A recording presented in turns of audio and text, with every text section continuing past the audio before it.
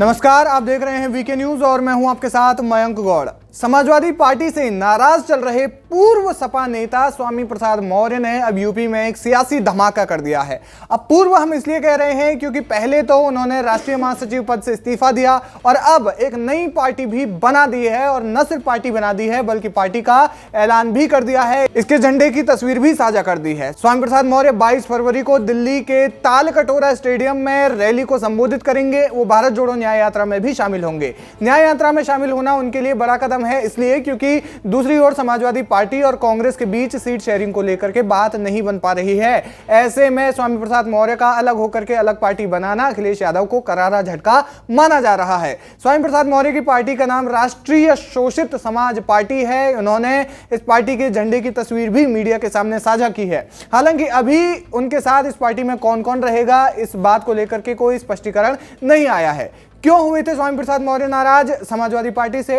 दरअसल जब स्वामी प्रसाद मौर्य बयान देते थे तो उनकी पार्टी उनके बयानों को उनके निजी बयान बता देती थी, यानी कि उनके बयानों का पार्टी से कोई लेना देना नहीं है, ऐसा कह देती थी। अब उनके बयान हिंदुत्व विरोधी होते हैं तो जाहिर है कि कोई भी पार्टी समाज के बड़े तबके और बहुसंख्यक वोट बैंक को अपने ही हाथों से किसी और की झोली में तो नहीं डालेगी, तो उनके बयानों को निजी बता दिया जाता था। इस पर स्वामी प्रसाद मौर्य ने कहा था कि मैं अब तक नहीं समझ पाया हूं कि मैं एक राष्ट्रीय महासचिव हूं जिसका कोई भी बयान निजी बयान हो जाता है, और पार्टी के कुछ राष्ट्रीय महासचिव व नेता ऐसे भी हैं अन्य पार्टियों के जिनका कि हर बयान पार्टी का हो जाता है। एक ही स्तर के पदाधिकारियों में कुछ का निजी और कुछ का पार्टी बयान कैसे हो सकता है, ये समझ के परे है। दूसरी हैरानी यह है कि मेरे इस प्रयास से आदिवासियों, दलितों, पिछड़ों का रुझान समाजवादी पार्टी की तरफ बढ़ा है। बढ़ा हुआ जनाधार पार्टी का और जनाधार बढ़ाने का प्रयास और वक्तव्य पार्टी का ना होकर के निजी कैसे?